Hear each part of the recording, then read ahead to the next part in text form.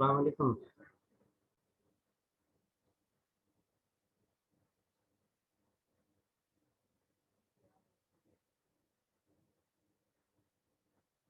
इरफान, आपकी बाकी क्लास कहाँ है? पता नहीं सर। उनसे कहें जल्दी से क्लास शुरू हो गई, आ जाएं। Okay sir.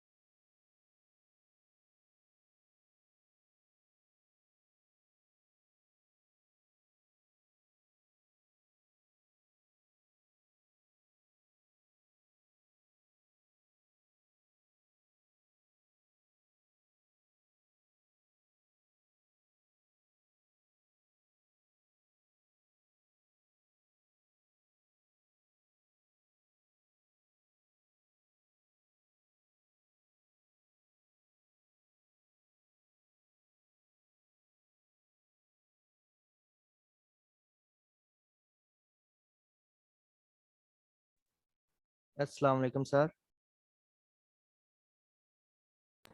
वालेकुम सलाम।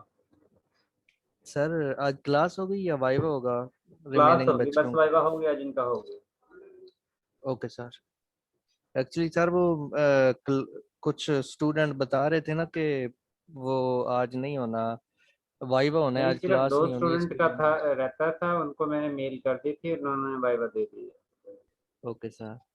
Okay sir sir. हमारा वाइवा भी से भी वाइवा। तो नहीं, जिनका प्रोजेक्ट है उनको दे दिया प्रोजेक्ट भी। नो सर, हमने वाइवा देना था। इरफान, जिसने भी मुझे जो लिस्ट आप लोगों की शेयर हुई है कि जिन्होंने वाइवा देना है और जिन्होंने प्रोजेक्ट देना है, उनको मैंने दे दिया।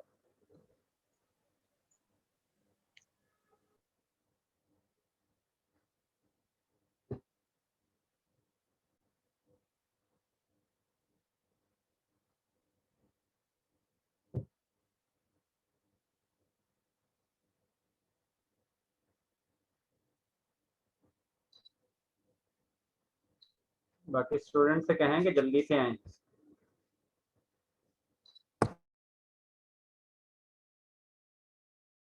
जी सर, मैंने बोल दिया है। वो मैं आपसे पहले भी डिस्कस कर रहा था ना कि कुछ कह रहे थे कि आज क्लास होनी नहीं है, इसलिए मैंने आपसे पूछा। मैंने अभी मैसेज कर दिया। ठीक है, उनका बच्चों का वेट कर पेपर लेते भी हैं, हो उसके रहा बाद फिर अटेंडेंस शुरू करते हैं। Okay sir. है। बच्चों का पेपर भी हो रहा है सर, कंप्यूटेशनल फिजिक्स का। चलो 2-3 मिनट वेट कर लेते हैं, उसके बाद फिर अटेंडेंस शुरू करते हैं। चलें, ठीक है सर।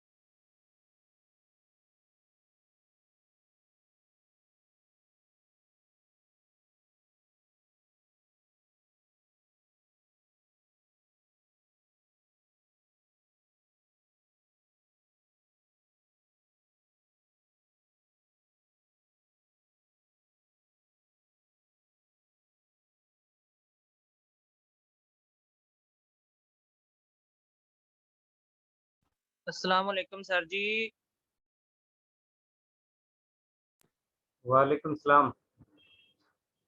सर जी क्या हाल चाल है, तबीयत से ठीक है? रोजे कैसे जा रहे हैं?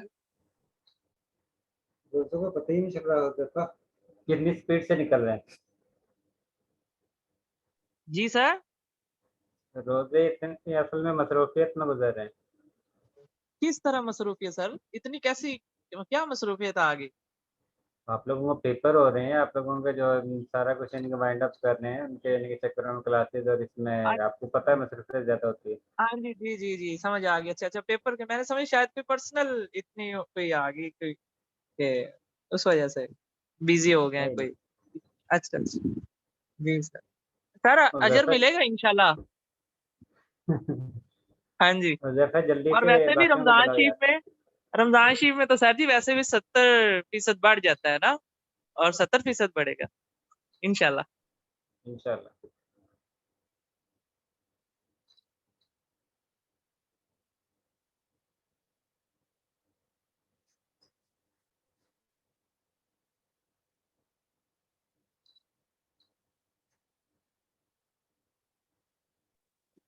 और सर जी वो एक रिक्वेस्ट करनी थी, वो तौसीक और वो फारिया का सर जी वो नेम रह गया था, तो सर जी वो लाइफ साइंस वालों के साथ उनका वाइवा ले लें सर।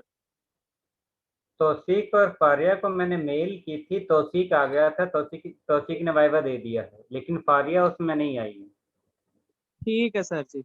वैसे वो और ना ही मैंने उसने रिप्लाई किया मेल है। की थी आपको, मेल भी की थी और फारिया को बताया भी था सर, लेकिन वो पता नहीं फिर।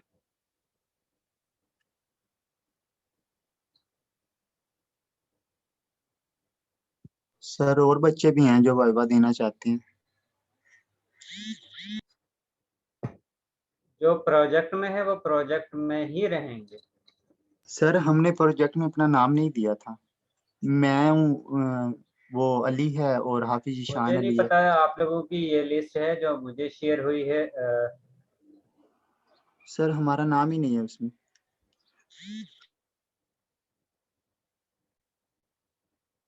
हुज़ैफ़ा की तरफ से आई है। ये है सर जी, प्रोजेक्ट। जिन जिन बच्चों ने मुझे नेम सेंड किए थे, मैंने ग्रुप में 2-3 दफा पूछा है, मैंने कहा कि मुझे नाम सेंड कर दें, अपनी आईडी भी सेंड कर दें। जिन जिन बच्चों ने मुझे सेंड कर दी थी, मैंने वो फाइल बनाकर आपको मेल कर दी, और जिन बच्चों ने नहीं सेंड की तो उनका तो मुझे नहीं पता ना। ज़ाहिर उनको किस तरह पता होना चाहिए, अब स्टूडेंट को खुद को अपनी ज़िम्मेदारी होनी चाहिए। जी, जिन बच्चों ने मुझे नेम सेंड किया, मैंने वो लिस्ट बनाकर आपको सेंड कर दी थी, वो प्रोजेक्ट वाले भी और वाइवे वाले भी। ये मेरे पास 3 ग्रुप ये आए थे और एक ग्रुप जो है इसके अलावा बाद में स्टूडेंट ने डिसाइड करके मुझे मैसेज किया था कि हमने प्रोजेक्ट लेना है, और उनको यानी कि एक ग्रुप है। बाकी वाइवा का जो लिस्ट मुझे रिसीव हुई है उसमें ये स्टूडेंट है और उनका मैंने वाइवा ले लिया। सर मैंने तो इसको नाम भी सेंड किया था और बताया भी था कि मैंने वाइवा देना, लेकिन मेरा फिर भी उसमें नाम नहीं आया था लिस्ट में। और मैंने अब तैयारी कर रखी है, मैंने साइंस वालों को मैं साथ देना था आज, लेकिन आपने वो कह रहे हैं कि हो गया है। हाफिज ईशान, जिसका मेरे पास लिस्ट आई है, जिसका मुझे पता चला है, अब गैब से तो मुझे इल्म नहीं आता या आ जाता है। नहीं ठीक है सर, वो सर जी, बात तो ठीक है मुझे आपकी। तब सेंड किया था जब मैंने मेल कर दी थी आपको, उसके बाद बच्चों ने 2-3 बच्चों ने मुझे सेंड किया, तो उनको वो तो पहले बच्चों का हो भी गया था वाइवा पहले बच्चों का, तब उसके बाद सेंड कर रहे नेम, तो फिर कैसे नो मैं सर, सेंड मैंने कर। तो इसको फ्राइडे से एक दिन पहले ही कर दी थी। तो लेकिन मेल तो आपके पास पहले पहुंच चुकी थी सर, फ्राइडे से भी पहले। मुझे जो मेल आई है ये उसकी सर टाइमिंग मैंने है। टाइम भी बताया था सर, बच्चों को ट्यूसडे मैंने को टाइम भी ग्रुप में किस टाइम भी वक्त बताया था मुझे कि नहीं मुझे मेल नेम किया है। सेंड कर दें। अब कोई सेंड ही नहीं करता, तो बाद में सेंड करते हैं जब वो मेल लिस्ट बनकर पहुंच भी जाती है, तब बच्चे सेंड कर रहे होते हैं जी। और सब में पहले सोए होते हैं, नींद ज़्यादा आती है रमज़ान की वजह से, तो जिस वक़्त उठते हैं उस वक़्त काम हो जाता है। सर जी ग्रुप में बच्चों से पूछ लें, मैं जब आपने बताया था मैंने उसी वक्त ही मैसेज कर दिया था कि सारे बच्चे शाम तक मुझे सेंड कर दें, तो जिन बच्चों ने सेंड कर दिए थे तो उनके नेम आ गए हैं जी। अभी कितने स्टूडेंट हैं जिनका वाइवा नहीं हुआ है? सर एक तो मैं हूँ और एक शायद इरफान है और एक अली है, 3 है। जी सर। किसी ग्रुप में भी शामिल नहीं हो? आर्या होगी। No sir.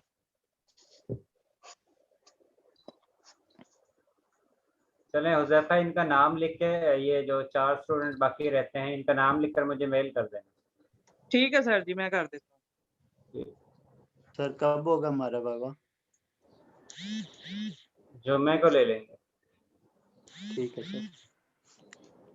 सर क्लास में ही? नहीं, क्लास से पहले 9 बजे। ओके सर, ठीक है सर, हम दे देंगे 9 बजे। Thank you sir.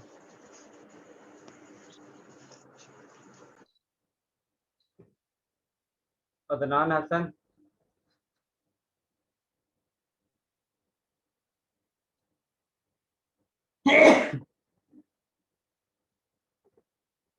Adnan Hasan. Afrini शिरफान।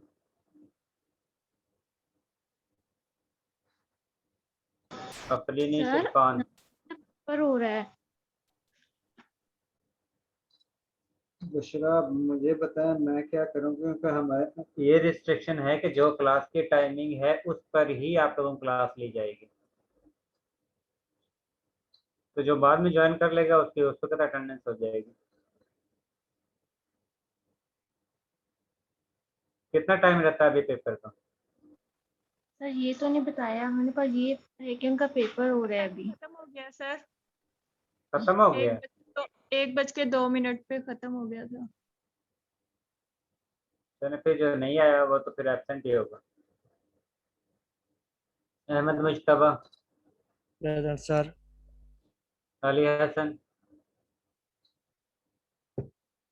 Ali Hasan. ये अली हसन छुट्टियां क्यों कर रहा है?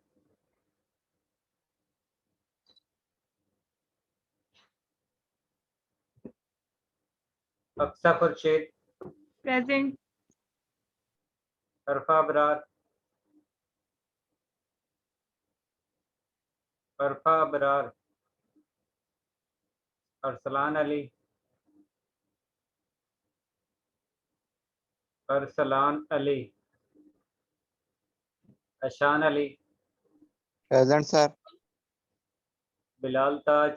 Present sir. Bushra Ashraf. Present sir. Tahmina Mumtaz. Present. Faria Shafiq. Faria Shafiq. Hafiz Mohammad Huzaifa. Present sir. Hafiz Nishan. Yes sir. Hamza Ayub. Hamza Ayub. ये हमजा अयूब ये क्यों एब्सेंट हो रहा है? सर इसने फ्रीज करवाना है सेमेस्टर अपना। अभी तक करवाया नहीं है, ये ना हो बाद में लेट हो जाए और फ्रीज करवाने की डेट भी एक्सपायर हो जाए। सर मैंने उनको ये कहा था, वो पता नहीं क्या किया। क्योंकि बाद में फिर वो फ्रीज नहीं होता, फिर नेक्स्ट में जिस वक्त कोर्स पढ़ते हैं तो फिर दोबारा से उसे फीस पे करना पड़ जाती है। हुमा इमरान। Present sir. जहाजेब। जहाजेब। खालिद हुसैन। खालिद हुसैन। फंसा अहमद। फंसा अहमद। किंजा खालिद। ओके फंसा, आपके अटेंडेंस हो गई है। Kinza Khalid. Kinza Khalid. Laiba Iqbal. Present sir. Liaquat. Liaquat. Mehak Khalid. Mubashra. Yes sir present. Mohammad Umar. Present sir. Mohammad Talha. Mohammad Talha. Mohammad Wasam. Yes sir. Mohammad Ahmad Rame. Present sir. Mohammad Arif. Mohammad Arif. Mohammad Daud. Present sir. Mohammad Irfan, present sir. Mohammad Irfan Wakeel, present sir. Mohammad Shoaib, yes sir. Mohammad Suhail, present sir. Mohammad Waqas, Mohammad Waqas, Munazza Shahzadi, present sir. Nasir Sultan, Nasir Sultan, present sir.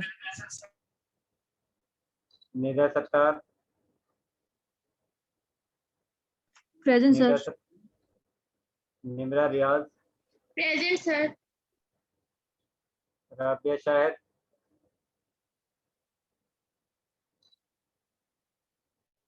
Rabia Shahid,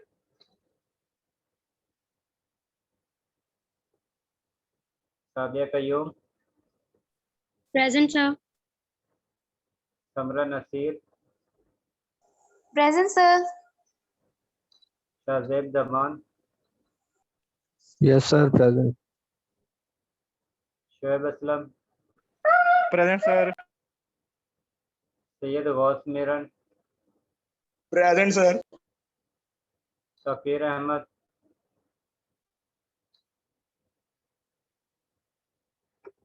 Shakir Ahmad, Tauseeq Haider, Tauseeq Haider, Usman Safdar, Usman Safdar, Wajiha मकबूल,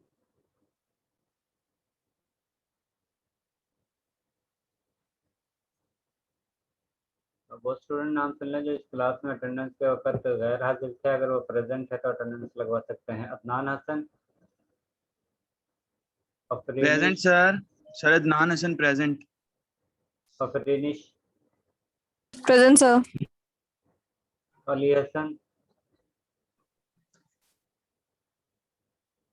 अरफा Barar, Arsalan Ali, Faria Shafiq, Hamza Ayub, Jahanzeb, Khalid, Kinza Khalid, Liaquat, Mohammad Talha, Mohammad Arif, Mohammad Waqas, present sir. Rabia Shahid, Tauqeer, Tauseeq, Usman Safdar.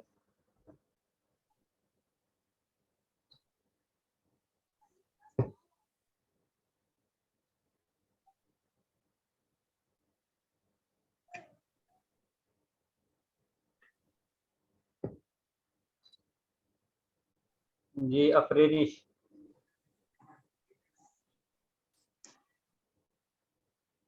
अफरीनिश Irfan, yes sir. Afreenish ये बताओ कि hydrogen bonding और dipole dipole moment में dipole dipole interaction में क्या difference है?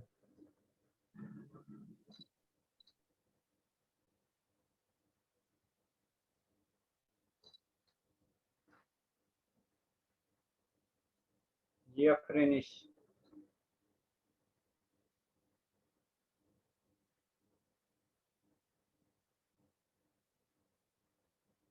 अफरीनिश आज की एक्टिविटी में आपके 0 मार्क्स हैं। नो सर, एक मिनट सर, मैंने अभी रिवाइज नहीं किया, इस वजह से प्लीज मुझसे एंड पे क्वेश्चन पूछ लीजिएगा। पर नहीं इसी तरह आपसे पूछना, इस तरह तो आप लोग देख कर उसको बता दो। नहीं सर, मैंने आप हर लोगों को क्लास में बेसिक रिवाइज मकसद किया होता है, हमारा क्विज हो रहा था, इस वजह से मैंने मिड टर्म हो रहा था, इस वजह से मैंने अभी रिवाइज नहीं किया था। कोई बात नहीं है, अभी तो दोबारा से भी बारी आनी है। फिर आपको वो एवरेज मार्क्स लगने हैं, यानी कि एक दफ़ा जो लग गए वही नहीं होंगे, बाकियों का भी मिलाकर फिर कंबाइन होकर नंबर लगने। Ahmad Mujtaba, Ahmad yes sir. Mujtaba yes जी, सर। हाइड्रोजन बॉन्डिंग और डायपोल डायपोल इंटरेक्शन में क्या फ़र्क है? सर हाइड्रोजन बॉन्डिंग में ये होता है कि हाइड्रोजन जो है वो डायरेक्ट अटैच होता है ऑक्सीजन क्लोरीन फ्लोरीन के साथ बॉन्ड बनाता है, इसे हाइड्रोजन बॉन्डिंग कहते हैं। और डाइपोल डाइपोल सर ये वो आर्जी फोर्स हैं जिस पर कुछ वक्त के लिए पार्शियल पॉजिटिव और पार्शियल नेगेटिव चार्ज इंड्यूस होता है, इसके बाद फिर मॉलिक्यूल न्यूट्रल हो जाता है। हाफ ठीक है, हाफ गलत है। इसके बाद नेक्स्ट जो है वो अरसलान, अरसलान अली।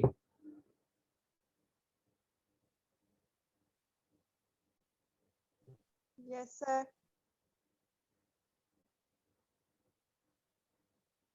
अक्सा खुर्शीद, अच्छा ये बताओ कि डायपोल डायपोल इंटरेक्शन और लंदन डिस्पर्शन फोर्सेस में क्या फ़र्क है? सर आपकी आवाज ब्रेक हो रही है। मैंने कहा है कि डायपोल डायपोल इंटरेक्शन और लंदन डिस्पर्शन फोर्सेस में क्या फ़र्क है?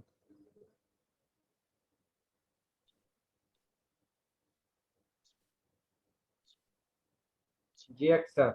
सर मुझे आपकी आवाज बिल्कुल भी नहीं आ रही है। डायपोल डायपोल इंटरेक्शन में और लंदन डिस्पर्शन फोर्सेस में क्या डिफरेंस है?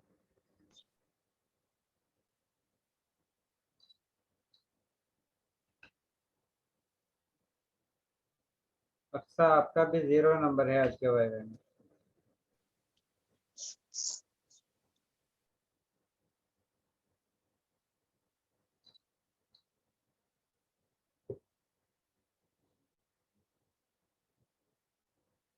बिलाल ताज। Yes sir. जी बिलाल, क्या डिफरेंस है लंदन डिस्पर्शन फोर्सेस और dipole dipole sorry sir interaction? आपकी आवाज कट रही है, मैं सुनाई नहीं दे रहा, क्या कह रहे हैं आप? मैंने कहा है कि लंदन डिस्पर्शन फोर्सेस और डायपोल डायपोल इंटरेक्शन में क्या फ़र्क है?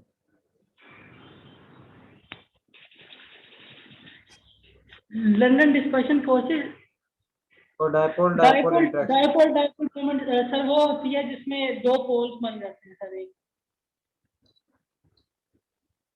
और लंदन डिस्पर्शन फोर्सेस? सर ये एक टेम्परेरी सी फोर्स होती है जो इमेजिनरी टाइप की बनती है। बस यस सर। खत्म कहानी। जी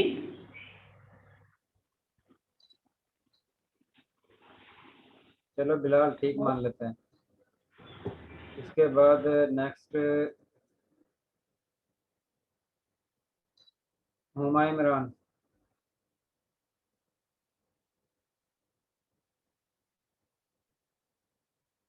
हुमा इमरान,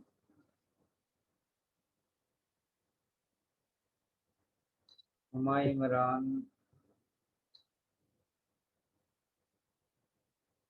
हुमा इमरान, आपका भी आज की क्लास की एक्टिविटी में 0 मार्क्स है।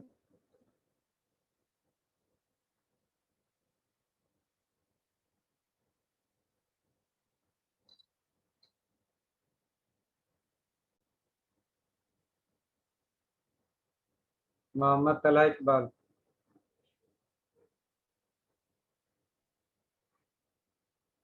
तलहा एब्सेंट है। Mohammad Wassam,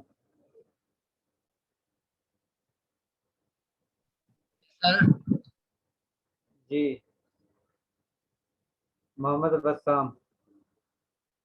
yes sir. वस्साम, ये बताओ कि मैं यहाँ पर स्ट्रक्चर ड्रा कर रहा हूँ, इनमें से किसका बॉइलिंग पॉइंट ज़्यादा होगा, किसका कम होगा?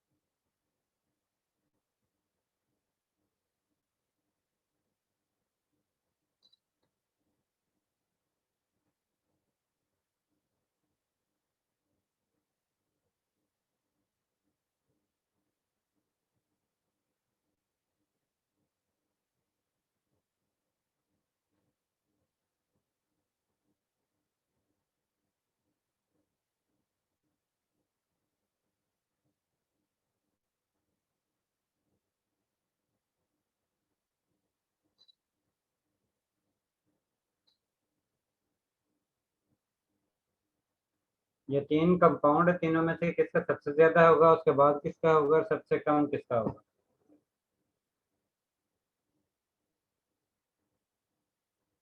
जी वसाम।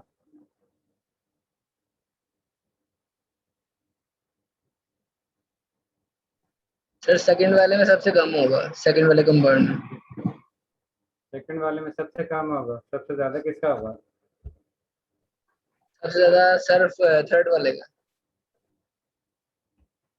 चलें, इसके बाद नेक्स्ट जो है मोहम्मद इरफान। मोहम्मद इरफान।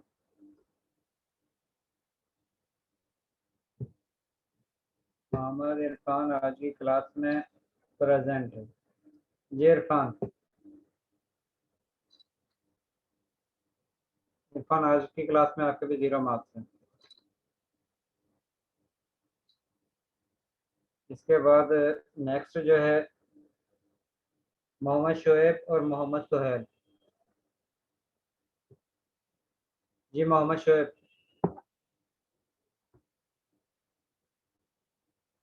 मोहम्मद शोएब आपके भी आज की क्लास एक्टिविटी में 0 मार्क्स हैं। मोहम्मद सुहेल। जी सर। जी इन तीनों का ऑर्डर क्या होगा और किसका सबसे? सर आपने मेरा नाम दिया था मोहम्मद शुएब। जी सुहेल, और उसके रीजन क्या है? यस सर, क्वेश्चन क्या है? ये 3 कंपाउंड दिए हुए हैं, आप इनमें से सबसे ज्यादा किसका बॉइलिंग पॉइंट होगा, किसका उससे कम होगा, किसका सबसे कम होगा और उसके रीजन क्या है? तो सर ये सबसे ज्यादा ये जोन सा ना ये दरमियान वाले का होगा, और उससे कम वो पहले वाले का होगा, और सबसे कम तीसरे वाले का होगा। दूसरे वाले में बॉन्डिंग ज्यादा मजबूत है, तीसरे वाले में उससे कम है, और जो लास्ट वाला है उसमें सबसे कम है। जी सोहेल, आप क्या कह रहे हैं? जी सर, दरमियान वाले की सर उसमें 2 बॉन्ड है सर, उसका बॉइलिंग पॉइंट ज्यादा होगा। फर्स्ट वाले का सर उससे कम होगा, तो सर CH3 का सर उससे भी कम होगा सर। इसके बाद नासिर सुल्तान। नासिर सुल्तान। नासिर सुल्तान आपके भी आज की क्लास एक्टिविटी में 0 मार्क्स हैं।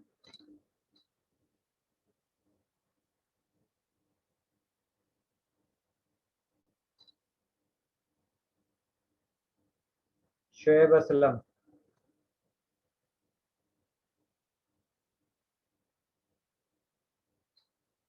शुएब असलम।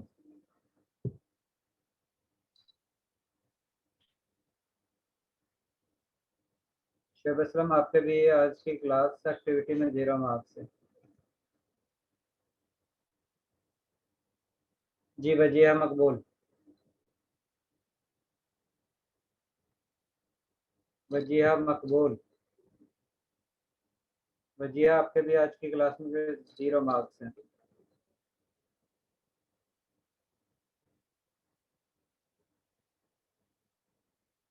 खंसा अहमद। Yes sir. ये खंसा किसका बॉलिंग पॉइंट ज्यादा होगा, किसका कम होगा और इसके रीजन क्या है?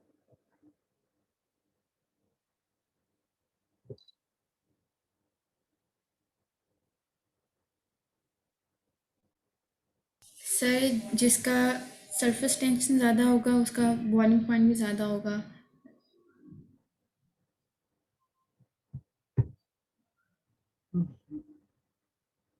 बस बात खत्म।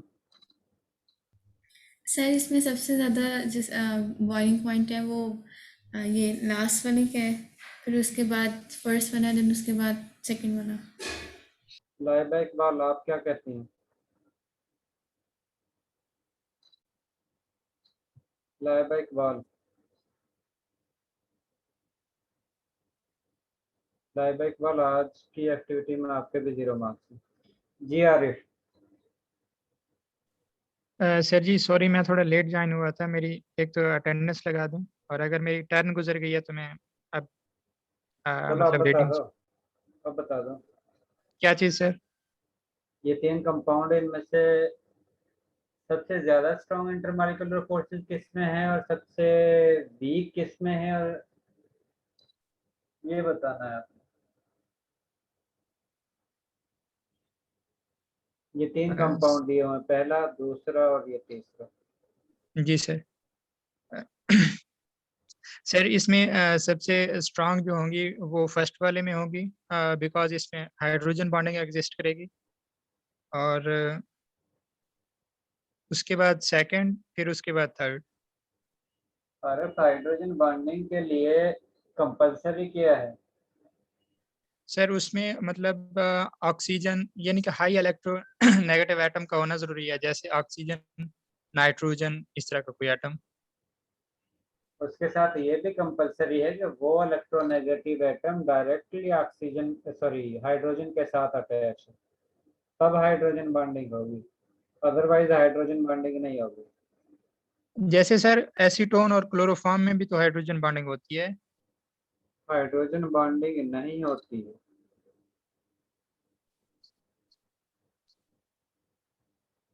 एसीटोन अगर वाटर मॉलिक्यूल के साथ शो करता है तो उस कंडीशन में ये हाइड्रोजन बॉन्डिंग शो करेगा डायरेक्ट, क्योंकि वाटर में हाइड्रोजन जो है वो डायरेक्टली ऑक्सीजन के साथ अटैच होता है। लेकिन सिर्फ हम एसीटोन की बात करते हैं तो उस कंडीशन में इनके दरमियान हाइड्रोजन बॉन्डिंग नहीं होती है, इसमें सिर्फ डाइपोल डाइपोल इंटरेक्शन होती है। Okay sir. बाकी आपने ऑर्डर ठीक बताया है, लेकिन एक की रीजन जो है वो गलत है, इसलिए आपके 8 नंबर है। ठीक है, इसमें सबसे ओके सर। पहला, सबसे ज्यादा फोर्स ऑफ इंटरेक्शन जो है वो पहले में है, उसके बाद सेकंड में, उसमें थर्ड में। अब पहले में सबसे ज्यादा क्यों है? क्योंकि पहले में लंडन डिस्पर्शन फोर्सेस भी हैं और इसके साथ डाइपोल डाइपोल इंटरेक्शन है। लेकिन थर्ड मॉलिक्यूल और सेकंड और थर्ड मॉलिक्यूल में सिर्फ लंडन डिस्पर्शन फोर्सेस ही हैं, और हमने पढ़ा था कि लंडन डिस्पर्शन फोर्सेस उस मॉलिक्यूल में ज्यादा होंगी जिनका सरफेस एरिया ज्यादा होगा, और जिनका सरफेस एरिया कम होगा उनके दरमियान लंडन डिस्पर्शन फोर्सेस वीक होंगे। तो इस केस में इसका सरफेस एरिया ज्यादा है, इसी वजह से इनके दरमियान लंडन डिस्पर्शन फोर्सेस स्ट्रॉन्ग होंगी, इसका सरफेस एरिया कम है। पहले वाले में आपके पास 5 कार्बन आते हैं और सेकंड में लॉन्ग चेन में सिर्फ 3 ही कार्बन आते हैं। इसका मतलब है कि इसका सरफेस एरिया कम है, इसका सरफेस एरिया ज़्यादा है, इसी वजह से सेकंड के दरमियान इंटर मॉलिक्यूलर फोर्सेस स्ट्रॉन्ग होंगी, और सबसे कम इंटर मॉलिक्यूलर फोर्सेस जो हैं वीक वो थर्ड में होंगे। सर हम इनका बेसिकली नंबर ऑफ एटम्स की बेस पे ही करते हैं, मतलब जिसके नंबर ऑफ एटम्स ज्यादा। इंटरेक्शन की बेस पर करते हैं। अगर सिर्फ इंटरमॉलिक्यूलर फोर्सेस सेम हो, जिस तरह सेकंड और थर्ड मॉलिक्यूल था, उसमें सिर्फ लंडन डिस्पर्शन फोर्सेस ही हैं, इसके अलावा कोई और फोर्स ऑफ इंटरेक्शन नहीं है, तब हम इनके दरमियान नंबर ऑफ जो चेन लेंथ है जिसमें कार्बन एटम आते हैं, 2 एटम है, 3 है, 4 हैं, उसकी बेस पर करते हैं। अगर स्ट्रेट चेन में उनकी लेंथ कम है तो इसका मतलब है उनके दरमियान फोर्स ऑफ इंटरेक्शन कम है, और अगर चेन लेंथ ज्यादा है तो उस कंडीशन में उनके दरमियान फोर्स ऑफ इंटरेक्शन ज्यादा होगा। सरफेस टेंशन हमने स्टडी कर लिया था।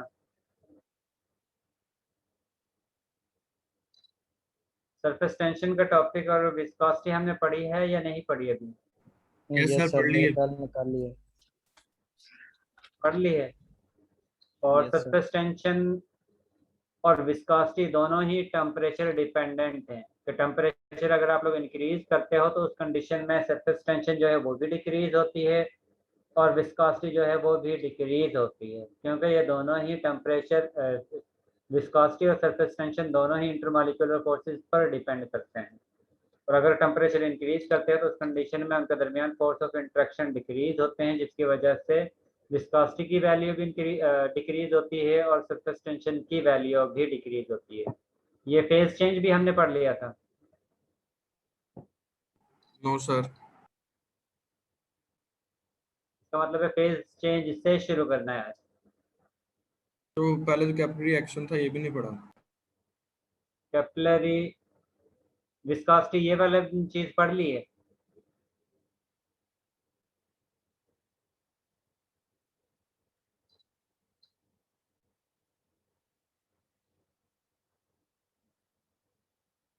सर ये पिक्चर नहीं देखी थी, ये नहीं पढ़ा। पिक्चर नहीं देखी थी? नहीं सर। ये देख ली थी? ये पढ़ा था सर। ये कर ली थी सर। ठीक है। इसके बाद नेक्स्ट है कि इंटरमॉलिक्यूलर फोर्सेस, क्योंकि विस्कोसिटी और सरफेस टेंशन दोनों ही इंटरमॉलिक्यूलर फोर्सेस पर डिपेंड करती हैं। अगर इंटरमॉलिक्यूलर फोर्सेस ज़्यादा हैं इसका मतलब है विस्कोसिटी ज़्यादा है, अगर इंटरमॉलिक्यूलर फोर्सेस ज़्यादा हैं इसका मतलब है सरफेस टेंशन ज़्यादा है, और अगर इंटरमॉलिक्यूलर फोर्सेस वीक हैं इसका मतलब है कि सरफेस टेंशन भी कम है और विस्कोसिटी भी कम है। इसका मतलब है विस्कोसिटी और सरफेस टेंशन दोनों ही टेम्परेचर के डायरेक्टली प्रोपोर्शनल, अगर टेम्परेचर इनवर्सली प्रोपोर्शनल है। अगर टेम्परेचर ज़्यादा होगा तो उस कंडीशन में विस्कोसिटी जो है वो भी कम होगी और सरफेस टेंशन भी कम होगी, और अगर टेम्परेचर कम है तो उस कंडीशन में विस्कोसिटी की वैल्यू भी ज़्यादा होगी और सरफेस टेंशन की वैल्यू भी ज़्यादा होगी। और इनकी वैल्यू डिपेंड करती है कि इंटरमॉलिक्यूलर फोर्सेस वीक हैं या स्ट्रॉन्ग हैं। अगर इंटरमॉलिक्यूलर फोर्सेस ज़्यादा स्ट्रॉन्ग हैं तो इसका मतलब है सरफेस टेंशन की वैल्यू ज़्यादा होगी, और अगर इंटरमॉलिक्यूलर फोर्सेस वीक हैं इसका मतलब है कि इनकी वैल्यू कम होगी।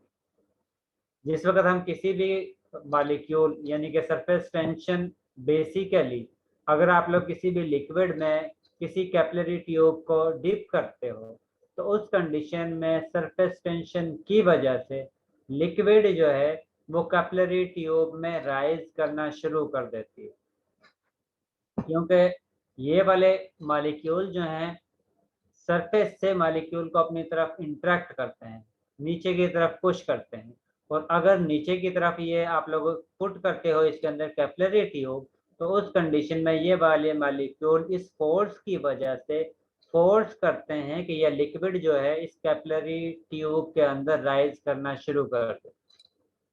और जिस वक्त लिक्विड कैपिलरी ट्यूब में राइज करता है, राइज करने के बाद ये दो मिनिस्कस यानी कि जो ये सरफेस है इसके साथ दो तरह की शेप बनाता है, और वो शेप किस तरह की हैं?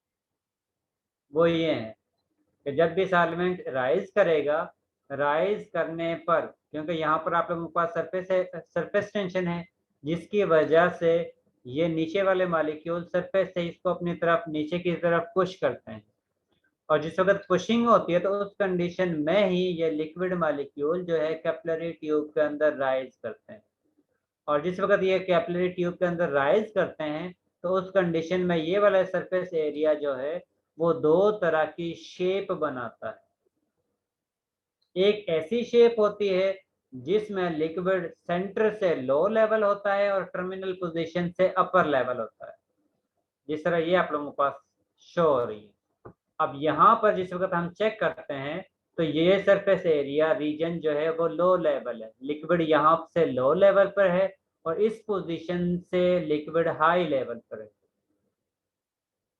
तो ये शेप उस वक्त बनेगी जिस वक्त मॉलिक्यूल के दरमियान फोर्स ऑफ, क्योंकि जब भी आप लोग किसी सॉल्वेंट को कैपिलरी ट्यूब के अंदर राइज करते हो या टेस्ट ट्यूब में राइज करवाते हो तो उस कंडीशन में आपके पास दो तरह की फोर्स ऑफ इंट्रैक्शन मौजूद होती हैं। एक को हम कहते हैं एडहेसिव फोर्सेस और एक को हम कहते हैं कोहेसिव फोर्सेस। कोहेसिव फोर्सेस वो फोर्स ऑफ इंट्रैक्शन होती हैं जो सेम मॉलिक्यूल के दरमियान होती हैं। जिस तरह लिक्विड मॉलिक्यूल है, जिस तरह अगर आप लोग वाटर को इसके अंदर राइज करवाते हो तो उस कंडीशन में वाटर मॉलिक्यूल के दरमियान जो फोर्स ऑफ इंट्रैक्शन मौजूद होगी उसको हम कोहेसिव फोर्सेस कहेंगे। लेकिन जो वाटर मॉलिक्यूल की इस टेस्ट ट्यूब के वॉल के साथ जो इंट्रैक्शन होगी उसको हम एडहेसिव फोर्सेस कहते हैं। और अगर कोहेसिव फोर्सेस ज्यादा स्ट्रॉन्ग होंगी उस कंडीशन में लिक्विड मिड पॉइंट से लो लेवल पर होगा और टर्मिनल पोजीशन से अपर लेवल पर होगा, और उस कंडीशन में आप लोगों के पास ये मिनिस्कस बनती है।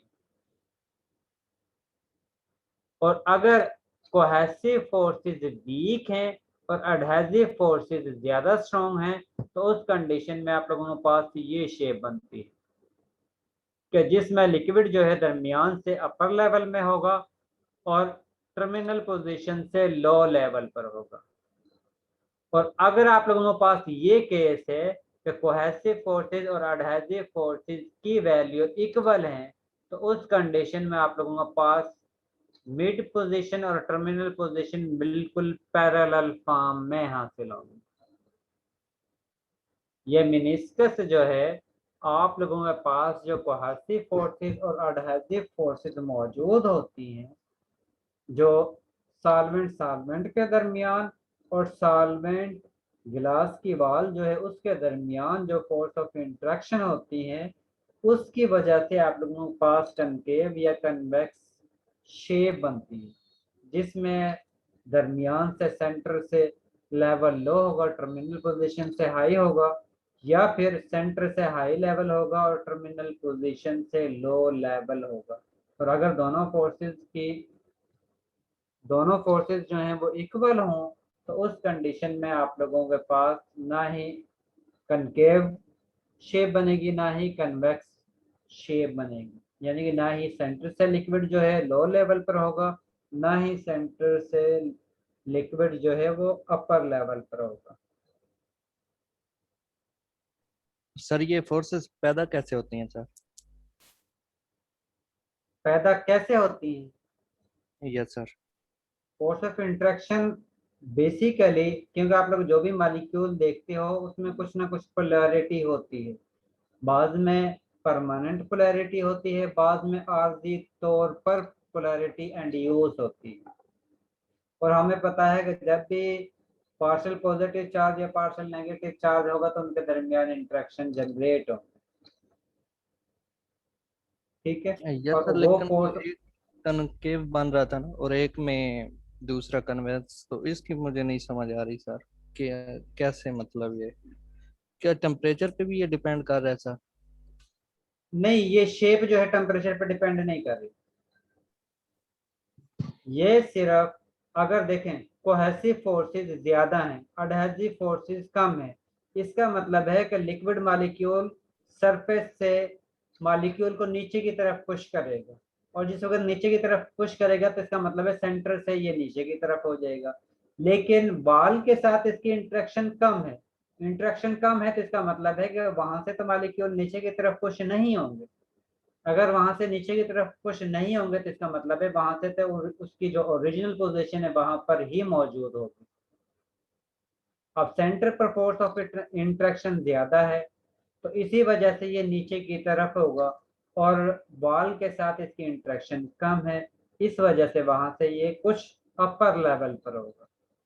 उसके इनवर्स में उसके फोर्स ऑफ इंटरेक्शन का वही इनवर्स इफेक्ट हो जाएगा, और उसी वजह से इसका कनकेव और कन्वेक्स शेप बनेंगी कि सेंटर से या तो लो लेवल पर होगा या अपर लेवल पर होगा, क्योंकि दोनों ही ये फोर्स ऑफ इंटरेक्शन एक दूसरे को कंपीट करती हैं।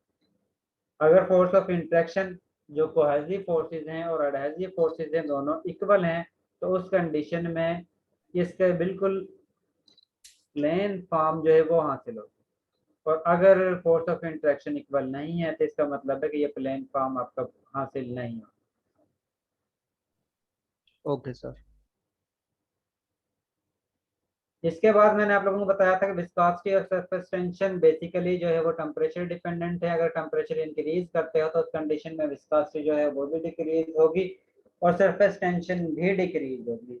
क्यों? क्योंकि दोनों ही इंटरमॉलिक्यूलर फोर्सेस पर डिपेंड करते हैं, और इंटरमॉलिक्यूलर फोर्सेस जो हैं वो टेम्परेचर इंक्रीज करने से कम होती है, और जिस वक्त इंटरमॉलिक्यूलर फोर्सेस कम होंगी इसका मतलब है कि आप लोगों के पास विस्कोसिटी जो है उसकी वैल्यू भी कम होगी और इसके साथ सरफेस टेंशन की वैल्यू भी कम होगी।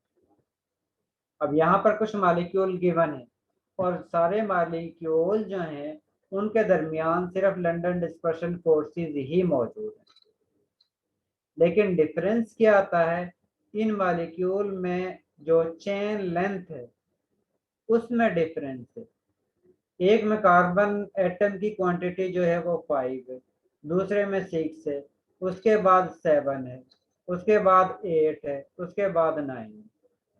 और मैंने कहा था कि जितने चेन लेंथ हाइड्रोकार्बन की ज्यादा होगी इसका मतलब है उनके दरमियान फोर्स ऑफ इंटरेक्शन उतनी ही ज्यादा होगी, और जितनी फोर्स ऑफ इंटरेक्शन ज्यादा होगी इसका मतलब है विस्कोसिटी की वैल्यू भी ज्यादा होगी। अब जिस वक्त हम टॉप टू बॉटम मूव कर रहे हैं तो उस कंडीशन में चेन लेंथ जो है वो इंक्रीज हो रही है।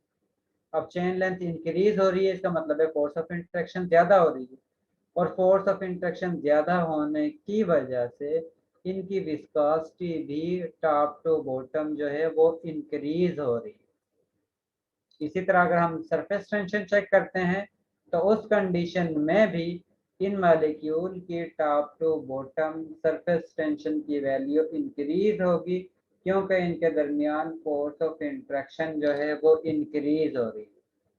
और जितनी फोर्स ऑफ इंटरेक्शन ज्यादा होगी, इसका मतलब है कि विस्कोसिटी की वैल्यू भी ज्यादा होगी, इसके साथ सरफेस टेंशन की वैल्यू भी ज्यादा होगी। ये चीज क्लियर है?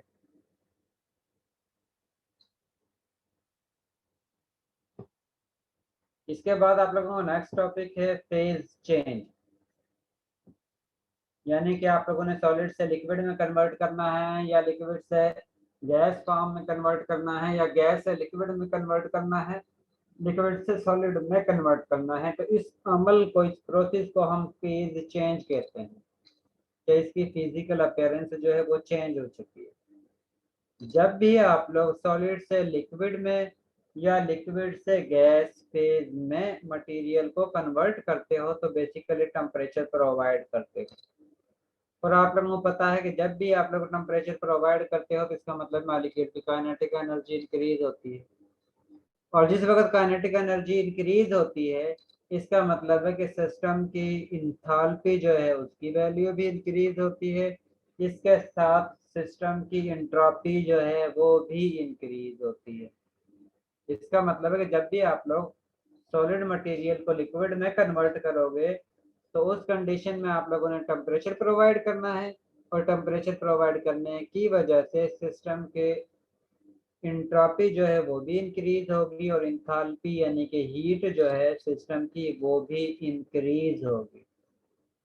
इसी तरह अगर आप लोग लिक्विड को गैस फेज में कन्वर्ट करोगे तो उस कंडीशन में भी आप लोग हीट प्रोवाइड करोगे, और जिस वक्त आप लोग हीट प्रोवाइड करोगे तो उस कंडीशन में भी मॉलिक्यूल की एंट्रोपी जो है वो भी इंक्रीज होगी, और एंट्रोपी जो है वो भी इंक्रीज होगी, और एंथैल्पी की वैल्यू भी इंक्रीज होगी। तो अगर आप लोग इसके इन्वर्स करते हो तो उस कंडीशन में एंट्रोपी जो है वो भी डिक्रीज होती है, और एंथैल्पी भी डिक्रीज होती है।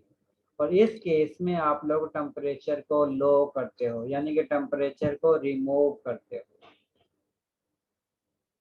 वो प्रोसेस जिसके जरिए आप लोग सॉलिड मटेरियल को लिक्विड फेज में कन्वर्ट करते हो इसको हम फ्यूजन कहते हैं।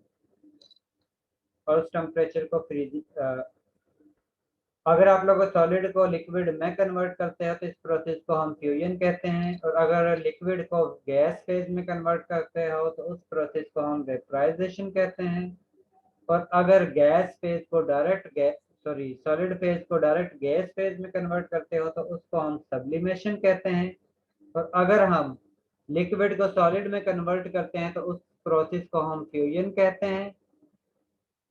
और गैस फेज को लिक्विड में कन्वर्ट करने का जो अमल है उसको हम कंडेंसेशन कहते हैं, और गैस फेज को डायरेक्ट सॉलिड फेज में कन्वर्ट करने के अमल को हम डिपोजिशन कहते हैं।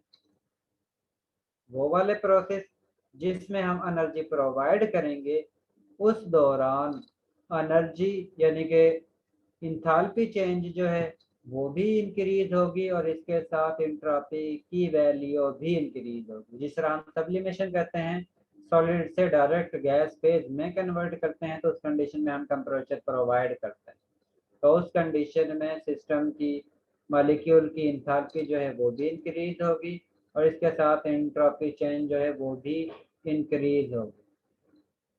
और अगर इसके इनवर्स, अगर आप लोग गैस से लिक्विड फेज में कन्वर्ट करते हो तो उस कंडीशन में आप लोग टेम्परेचर को लो करते हो, और जब भी टेम्परेचर को लो करोगे तो उस कंडीशन में आप लोगों के पास इंथैल्पी चेंज जो है वो भी नेगेटिव फॉर्म में होगी, यानी कि लो होगी, और आप लोगों के पास एंट्रोपी की वैल्यू भी लो होगी।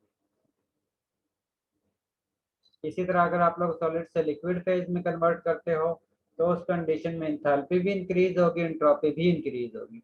और अगर आप लोग लिक्विड से गैस सॉलिड फेज में कन्वर्ट करते हो तो उस कंडीशन में दोनों ही डिक्रीज होंगी। और जिस वक्त आप लोग लिक्विड से गैस फेज में कन्वर्ट करते हो तो उस कंडीशन में एंट्रोपी चेंज और इंथैल्पी चेंज इंक्रीज होंगे। और अगर गैस फेज से लिक्विड फेज में कन्वर्ट करते हो तो उस कंडीशन में इंथैल्पी की वैल्यू भी डिक्रीज होगी और एंट्रोपी की वैल्यू भी डिक्रीज होगी।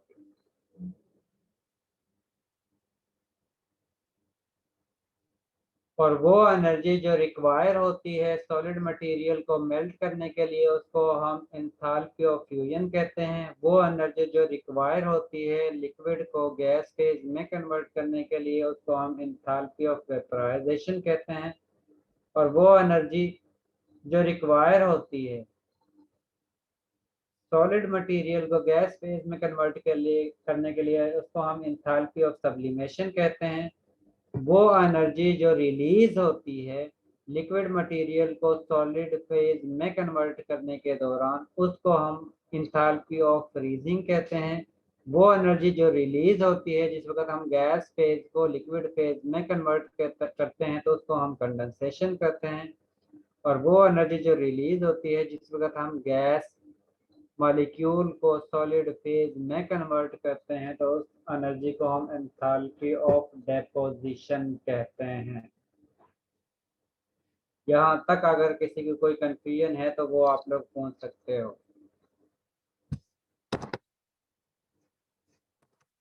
जी किसी को कोई कंफ्यूजन नहीं है?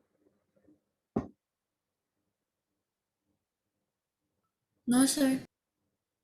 और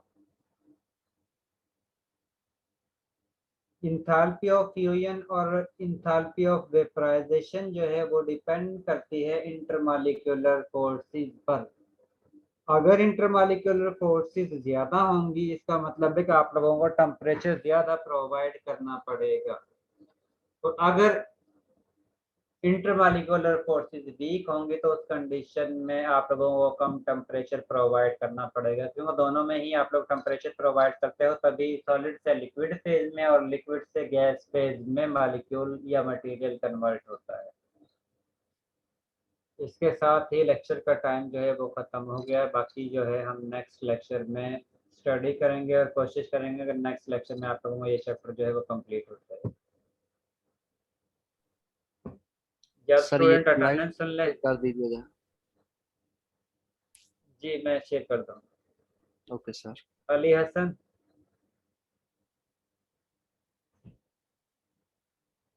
अरफा बरार, अरसलान अली, फरिया शफीक, हमजा अयूब, जहांजेब, खालिद हुसैन, किंजा खालिद, लियाकत,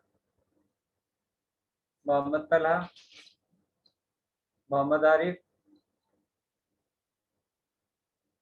मोहम्मद आरिफ लीव करके चला गया है, राबिया, शाहिद, तौकीर, तौसीक, उस्मान सफदर। Present sir. उस्मान सफदर। उस्मान सफदर आपकी अटेंडेंस हो गई। ठीक लगा दिए, अब आप लोग लीव कर सकते हो। अल्लाह हाफिज।